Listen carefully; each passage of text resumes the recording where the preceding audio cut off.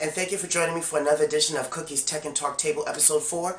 Today I'm going to get right into it. We're talking about the Nintendo Switch. Now, there are plenty of Nintendo Switch episodes out there and product reviews. This episode is specifically to talk about some pros and some cons and the latest 5.0 update and the security updates that came with that device and how using third-party devices may lead to your Switch getting partially bricked. I wonder how Nintendo is now going to be handling this. Stay tuned.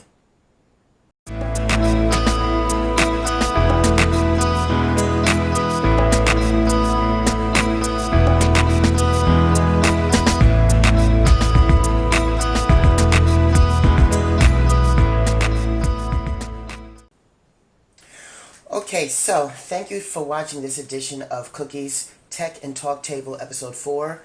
I'm just going to get right into it. Today I'm going over the Nintendo Switch. It is no surprise how popular the Switch has become within 1 year after its release. We all know that it is the next generational console that is the successor to Nintendo's Wii U, which in comparison they say that within a year alone there's been more Nintendo Switches sold than the lifetime of the Wii U. Now, just quick briefly, when the Wii U released, it released in two models. There was a black one and a white one. The white one had less space storage than the black one, and the black one was, at one point, I believe, a limited edition version or an upgraded version to the white one. At the time I bought the Wii U, I bought the white one because I wanted all of my systems to kind of match in color, and I kind of like when consoles are like colored white or black or red. So red, white are usually the colors I really like when it's something different out of the ordinary. But anyway, getting back on topic, in this edition of Cookie's Tech and Talk Table, I just kind of want to get into some pros and some cons about the system and some games that I'm looking forward to. I'm not going to reiterate things that some people have already said online, so I'm looking forward to say things that are a bit different, while also capitalizing on some other key issue topics dealing with the Nintendo Switch. So first things first, one thing that I noticed, and I'm just going to turn my Switch on anyway, and I'll turn it down because I don't want no sound, and then I will go to, okay, good. So just recently, I initialized my Switch through the maintenance mode without losing all of my saved data. There's a way that you can do that by turning off the console, and then as soon as you turn it on, so basically a hard shut off. Let me say that again. Do a hard shut off with the console and then turn it back on. And as soon as you turn it back on, before the Nintendo logo would pop up, you're going to hold the middle center button of the left, right, up volume button here, and it'll go into maintenance mode, and it'll allow you to initialize the system totally, which wipes everything plus your accounts, or to do a partial initialize, which only resets the system while keeping your saved data and also your user account data onto the system as well. Now, I initialized my system mainly because I wanted to see what were the issues going on with my Switch not wanting to sync to the dock. Now, I guess there is a thing going around, and SpawnWave, who is 10 times much more popular than I am on YouTube, on his channel with video gaming, talked about how the Nyko dock and also third-party docks are breaking the systems partially, to where if you try to use your system back on your original dock right here, there's this green light that would flash, and for some reason the USB-C doesn't want to sync to the HDMI and won't allow the picture to be displayed on your TV. And at the same time that this green light right here would blink and flash, it also stops charging. Now, for me, I've happened to go through something like that.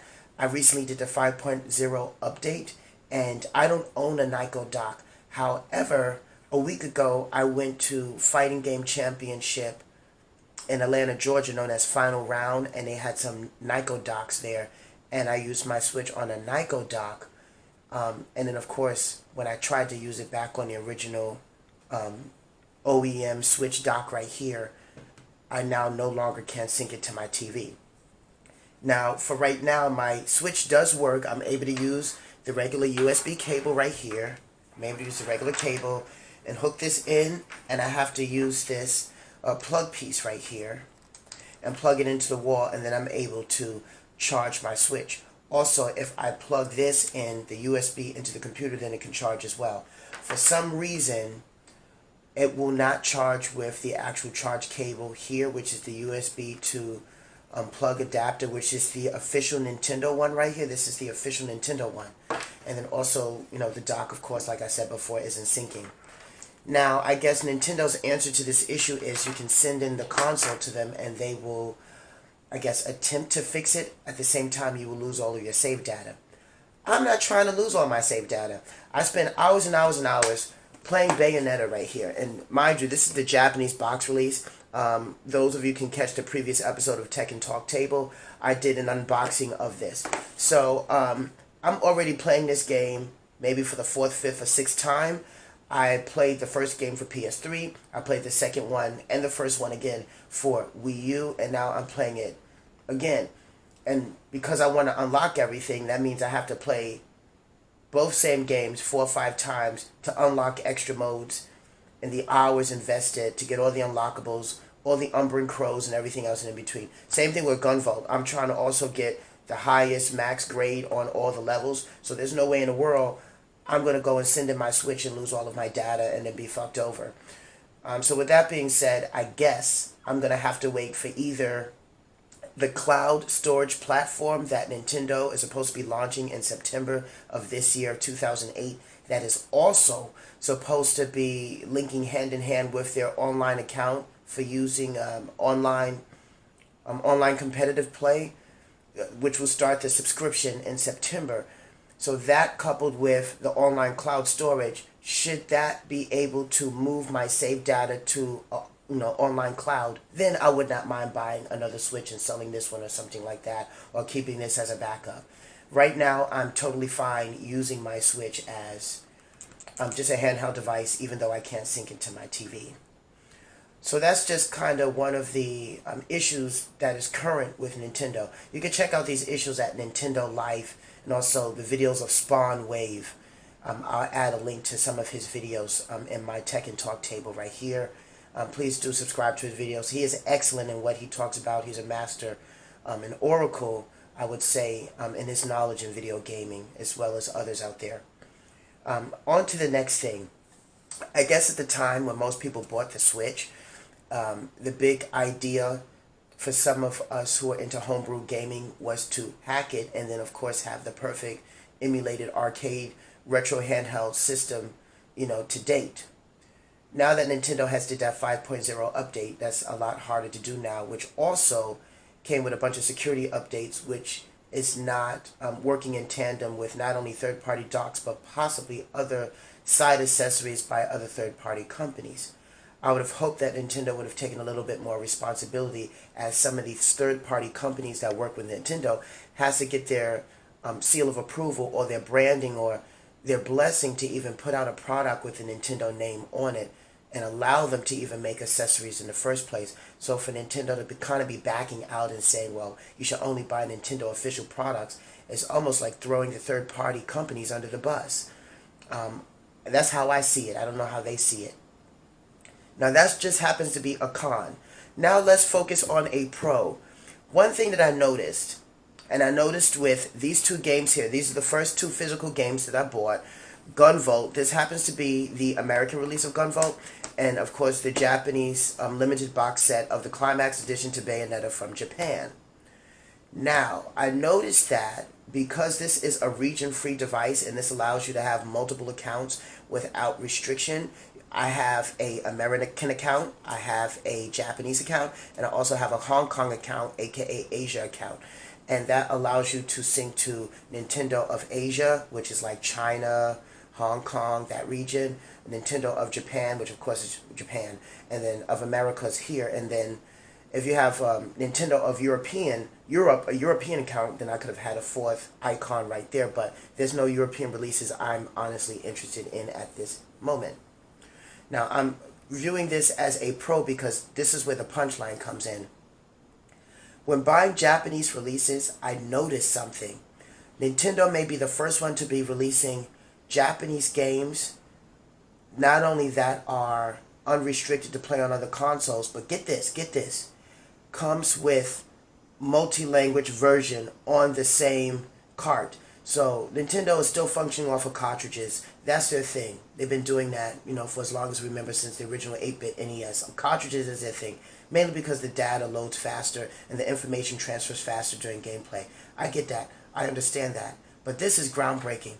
To have Japan release their version of a limited edition game or regular game, and then have the English, European, Spanish, Portuguese, or German language files or the data on the same cart, means that the options for buying limited edition merchandise is now even higher, because people can now buy these items without fear of worrying that they either have to learn Japanese or Spanish or Portuguese, German, or some other language that doesn't that they don't know how to speak. I learned this from the Japanese release of Gunvolt. The Japanese release of Gunvolt also has the English language files, which means if you wanted the limited edition version of this game, which comes with a drama CD, also comes with a, what else it comes with? A couple of stickers, a box, a collector's box, and also a 45-minute OVA anime, which gives you the backstory of the main character here and his work with Quill. You can get that and don't have to worry about having to listen to the anime totally in Japanese, because it works with your profile. If you load the cartridge under your English profile, you're going to hear it all in English. If you load it in your Japanese profile, then of course you're going to hear it in Japanese, so on and so forth with the profiles. I've experienced this very much so with the Bayonetta Climax Edition from Japan, where the kicker to this is that we get two separate versions, we get two physical versions of the game. And I've been playing it under my English profile, and it's been in English every step of the way. I even beat both games, and now I'm playing both of them back again to unlock and capture all the secrets I didn't do the first time around on the Switch version. Just something I wanted to note. So if that's the case, I really want to say kudos to Nintendo, because this would be the first time, possibly in a long time, I've ever invested in a system in which every release of a game, I literally want the full version. I really want the full version or limited edition box set of that game. So if America doesn't release a limited edition version of the game, then I don't mind spending maybe $100 or $60 to $150 buying the limited edition version, because I know with great confidence it's going to come with the English language file on there. Ooh, it seems like I have a friend here. Is that a ladybug? Oh my god, I got a little ladybug walking on my table. Okay, thank you for joining me in this video, ladybug. Ladybugs are supposed to be lucky. So, I'll leave you alone. Make a pathway for you to walk over there. Okay. Anywho, so that's one pro I wanted to highlight. Now, let's talk about some improvements about the Nintendo Switch.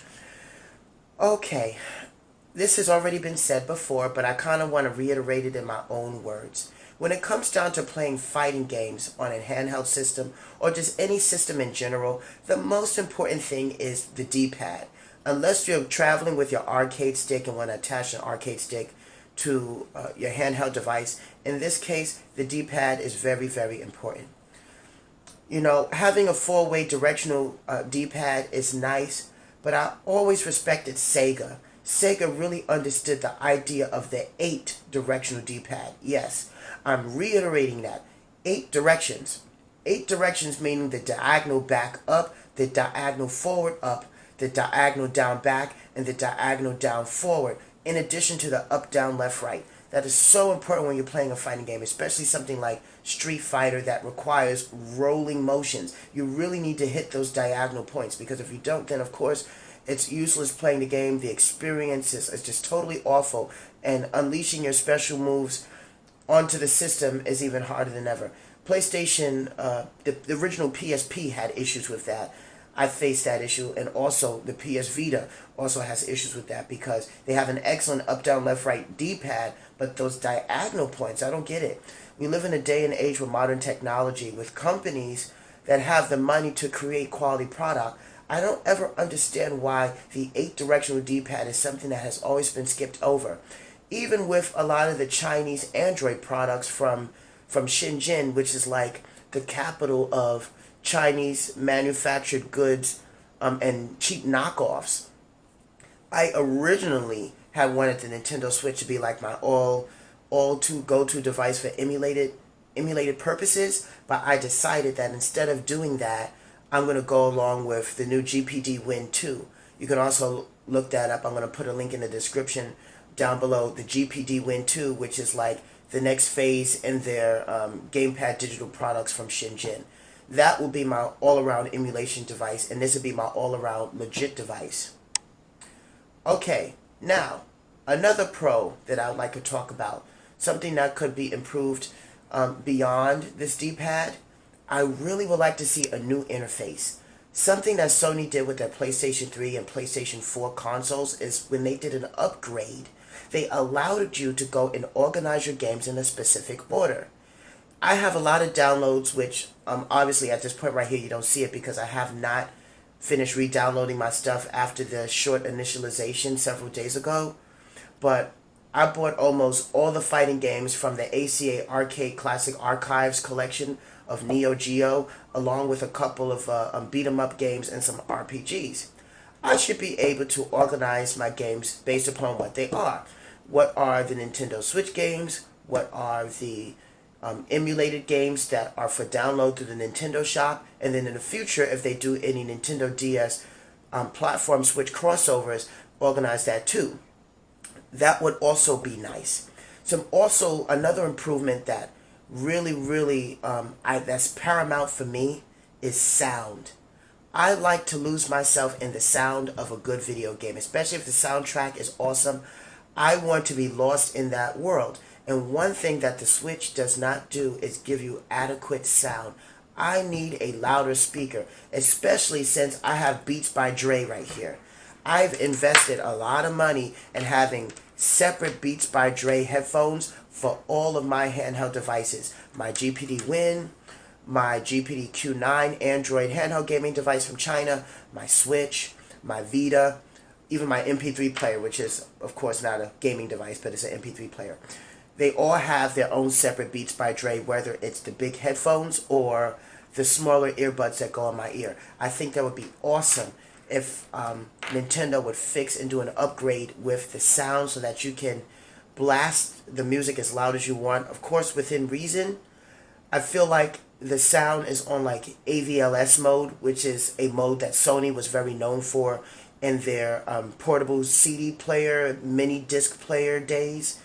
They did that so that you can control the sound without hurting your ears. I think that option is nice to have on the Switch, but for people that really want a bass boost, a treble boost, saturation of sound that you can alter yourself and really be lost into the game or into your music, they should be able to do something like that.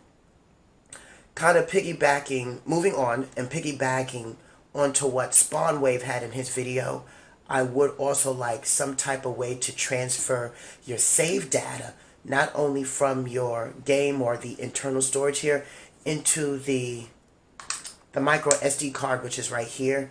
I invested into the Max. This is a 256, micro SD card right here. 512 cards honestly don't exist yet, so I really invested in the Max. And this is a Samsung, so this was a little bit expensive. It was an investment. I wish there was something like that that would allow me to do that. Other than that, I think this is an excellent system. I enjoy the fact that these Joy-Cons are removable. When of course, when you take them out and you can do all this fun stuff with it, and then you can give one to a friend and you hold one and you can play multiplayer games onto your Switch with the kickstand in the back coming out. Boom, there you go. Nothing new that nobody doesn't even know already. They already know this, so this is nothing new. I guess another common complaint with people talking about is how flimsy the stand in the back is. I guess if you push it back too far, it snaps and breaks, and you have to either click it back in or invest in a new one. I honestly haven't really used the stand like that, except if I'm on a flight going somewhere. When I've used it, I haven't had any problems, but mainly because I treat all of my technologies like pieces of gold and diamonds, because you never know if you want to resell it or something, or give it to somebody as a friend. It's just common courtesy in my book, and that's also a quick highlight on Japan that I really respect about the cultural ideas for respecting property.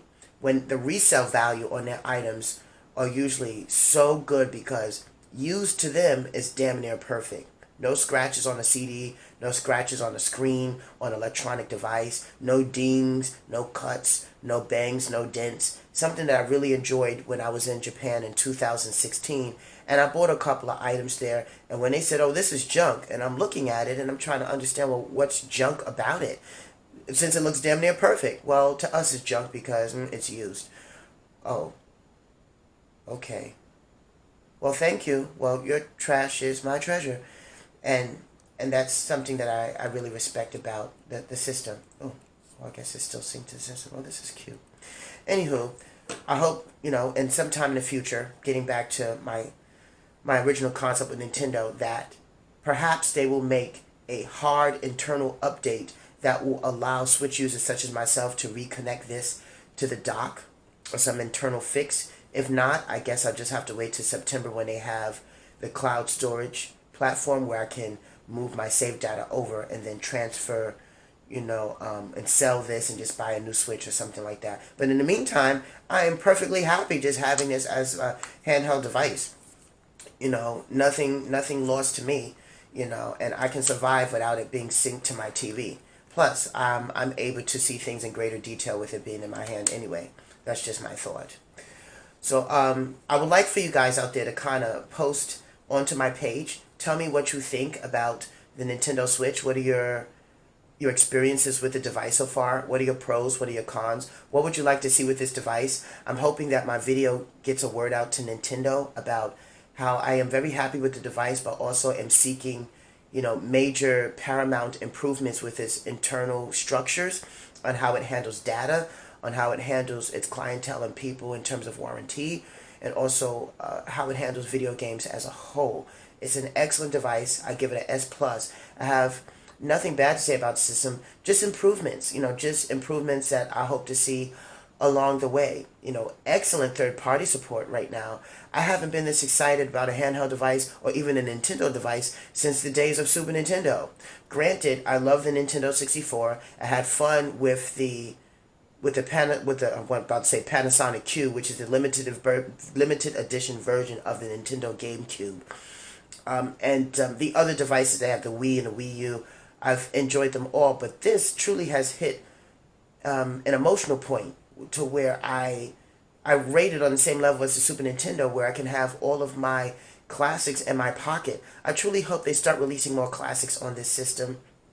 I really do, and I look forward to the next wave of third-party games and first-party games that they will release. They're really making a killing this year off this device, and I can see why they're not doing any crossovers between Nintendo DS so much and this, because they still want to make more sales on the DS. And it makes no sense to port all the DS and 3DS games to the Switch, because then people will only want to play it on the Switch because it's a bigger screen, obviously, and better resolution. So I can see why they want both party supports for both systems, and I understand that.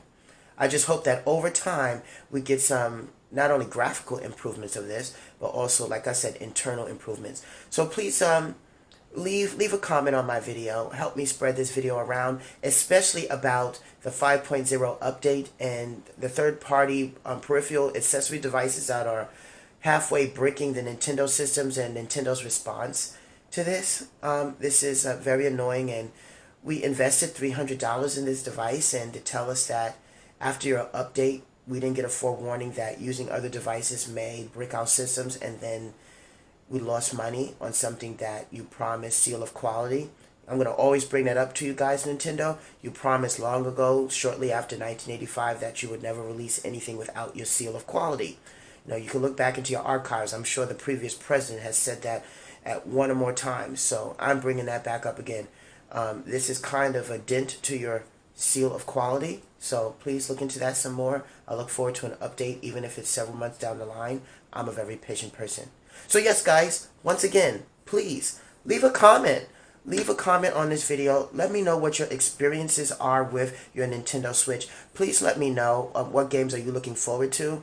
There are a lot of games coming out this year. Personally, I'm looking forward to the SNK Gals Fighters. SNK Heroes Tag Team Frenzy. Sorry. That is the spiritual successor to the S&K Gauss Fighters for Neo Geo Pocket Color from 1999. Until then, I'll see you on the next video. Say Cookie!